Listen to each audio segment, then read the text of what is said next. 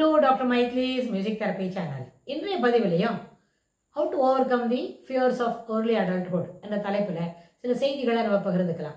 சென்ற சில பதிவுகளாகவே இதற்கு தொடர்புடைய செய்திகள் தான் நம்ம பார்த்துட்டு வரோம். early adulthood வரும்போது அப்போதான் நம்ம லைஃப்பை வந்து புதுசாக ஏற்றுக்கொள்ள வேண்டும். அதாவது இது வரைக்கும் 20 வயசு வரைக்கும் நம்ம வந்து ஒரு ஸ்டூடெண்ட்டாகவோ இருக்கோம். சில நேரத்தில் சிலவங்களுக்கு 22 வயசு 23 வயசு கூட வரைக்கும் அவங்க படிச்சுக்கிட்டு தான் இருப்பாங்க. early adulthood துவங்கின பிறகு கூட சிலவங்களுக்கு படிக்க வேண்டிய ஒரு கட்டாயம் அவங்க எடுத்துக்கொண்டு பாடம் இன்னும் ஒரு 2-3 வருஷத்துக்கு கூட அப்படியே உள்ள தள்ளிட்டு போகும். 17க்கு அப்புறம் ஒரு 5 வருஷம் கூட படிப்பாங்க. 17, 5, 22, 23 வயசு வரைக்கும்.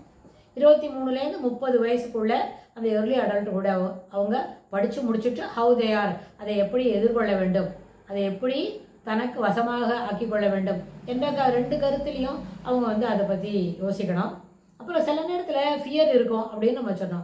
ஏன் ஃபியர் வருதுன்றத சென்ற பதிவில் பார்க்கும்பொழுது ஏதோ ஒன்று நடக்கும்னு எதிர்பார்க்குறோம், அது நடக்காமல் போயிட்டாலும் தவறோ அப்படின்னு நினச்சி பயப்பட வேண்டி வரும். சில சமயத்தில் சிலதெல்லாம் நடக்கக்கூடாதுன்னு நினைக்கிறோம், அது நடந்துவிடும். அப்படி நடந்துருதுன்னு சொன்னாலும் அந்த நேரத்தில் நம்மளுக்கு பயம் வரும் அப்படின்னு நினைக்கிறோம். ஆனால் இதெல்லாம் நடக்கக்கூடாது, நடக்கணும் அப்படின்னு நினைக்கிற வரைக்கும் தான் அந்த பயம். ஆனால் நம்முடைய எண்ணம் போல் அது இருப்பதற்கு வாய்ப்பில்லை. அதனால் நடக்கக்கூடாது என்கின்ற நிகழ்ச்சியும் நடந்து விடுகிறது. நடந்தால் பரவாயில்லன்னு நினைக்கிறோம், அந்த விஷயமும் நடந்து விடுது அப்படின்னு சொன்னால் then you are suppose to face the reality. நடந்துருது.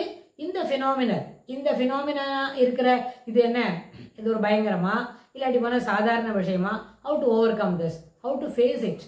முதல்ல ஓவர் கம் பண்ணுறதுக்கு முன்னாடி இதை எப்படி எதிர்கொள்ள வேண்டும் அது தெரிஞ்சிட்ட பிறகு கொஞ்ச நேரத்தில் கொஞ்சம் எதிர்கொள்ளிட்டோம், அதில் இருக்கிற நெளிவு சொலிவெல்லாம் தெரிஞ்சுட்டோம், ஹவு டு மேனேஜ் இட் தெரிஞ்ச பிறகு you can over come that அப்படின்றது. ஒரு ஓவர் கம்ன்றது கடைசி ஸ்டெப்பு, கடைசியாக தெரிந்து கொள்ள வேண்டியது. ஆனால் முதல்ல அது நம்மக்கிட்ட வந்த உடனே you should face the reality அப்படின்னு நம்ம தெரிஞ்சுக்கிறோம். ஆனால் இந்த நேரத்தில் ஃபியர் என்ன சொல்லும்பொழுது சில சமயத்தில் நம்ம செய்யாத விஷயங்களுக்கு நம்மளுக்கு அதுக்கு ஒரு பனிஷ்மெண்ட்டோ இல்லை க்ரெடென்ஷியல்ஸோ கிடைக்கும் பொழுதோ அப்போ நம்மளுக்கு ஃபியர் வரும்.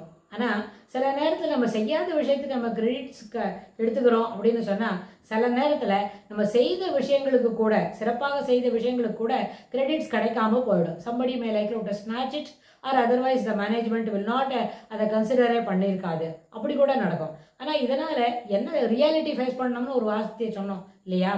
அதனால் அது அப்போ என்ன ஆகும்னு கேட்டால் என்ன நடக்கிறதோ அந்த நேரத்துக்கு தகுந்தாற் போல நம்முடைய மன நலம், அதாவது மன வளம் ரெண்டுமே உடம்பு இல்லையா?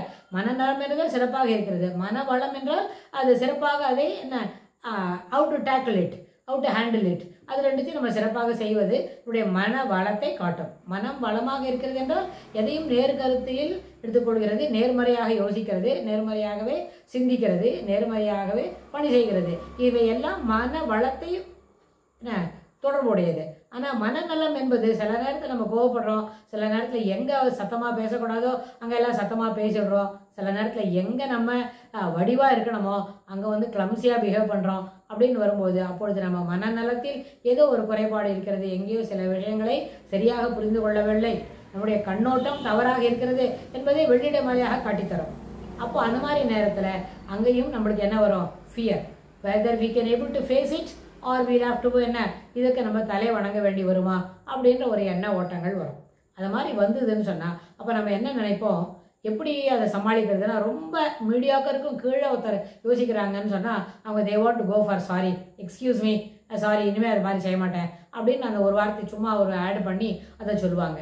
ஸோ தவறு செய்துட்ட பிறகு சாரி கேட்கறதை காட்டிலும் தவறே செய்யாமல் இருப்பது சிறந்தது. ஆனால் தவறே செய்யாமல் இருக்கிறதே சில வேலையை முடிக்க முயற்சி பண்ணுறோம், ஆனால் ஒரு குறிப்பிட்ட நேரத்துக்குள்ளே அதை முடிக்க முடியலன்னா அப்பொழுது என்ன பண்ணலாம்? சாரி சொல்லலாமே தவிர முடிக்கவே இல்லாமல் ஆரம்பிக்கவே இல்லாமல் we are not commencing the work at all. அப்போ நம்மளுக்கு வந்து சாரி சொல்கிறோம்னு சொன்னால் அது ஏற்புடையது அன்று. அது மாதிரி தவறு இந்த வயசில் சொல்லக்கூடாது. ஒரு 23, 24 வயசில் அதுபோல் வேலையை செய்யாமே சாரி சொல்கிறதுன்றது ஏற்புடையது அன்று. அதை தட் ஹாஸ் டு பி என்ன பண்ணோம், that behaviour how to be assured. ஆனால் இதற்கு தொடர்புடையதாக செய்யணும் அப்படின்னு சொன்னால் அங்கே இருக்கிற இது மாதிரி சரியாக செய்யலை அப்படின்னா ஒருவேளை நம்மளை தவறாக பேசுவாங்களோ, நம்மளை திட்டிடுவாங்களோ அப்படின்னு நினைப்போம். ஆமாம், சரியாக செய்யவில்லை என்றால் you should face the consequences அப்படின்னு. அதனால் early adulthoodல ஃபியர் என்பது தவிர்க்க முடியாதது தான்.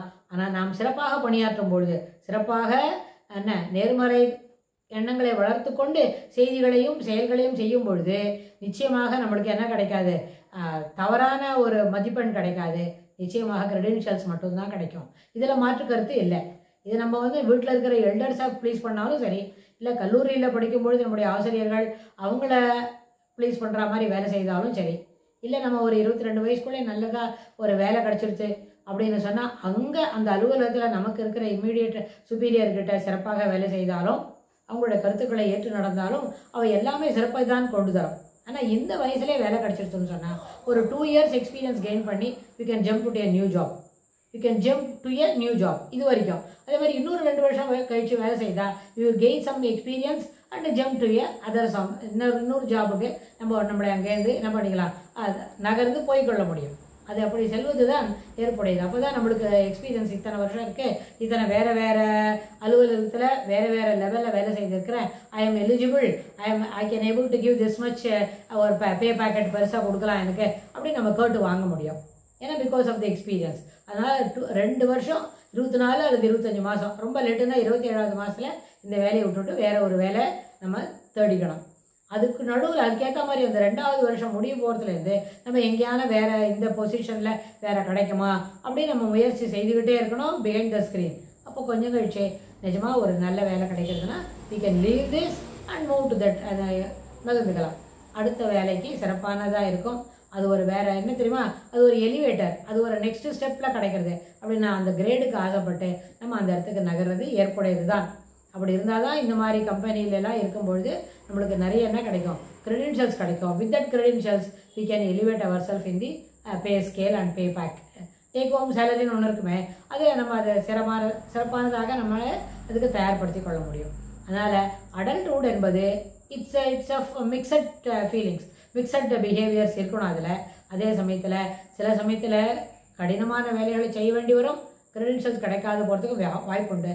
சில சமயத்தில் எளிமையான வேலைகளை செய்ய வேண்டி வரும், அதற்கு நிறைய கிரெடிட்ஸ் கிடைக்கிறதுக்கும் வாய்ப்புண்டு என்று சொல்லி இந்த பதிவை நம்ம நிறைவு செய்கிறோம். இதுக்கு தொடர்புடைய செய்திகளை வரப்போகிற பகுதிகளிலும் பார்க்கலாம். தேங்க்ஸ்.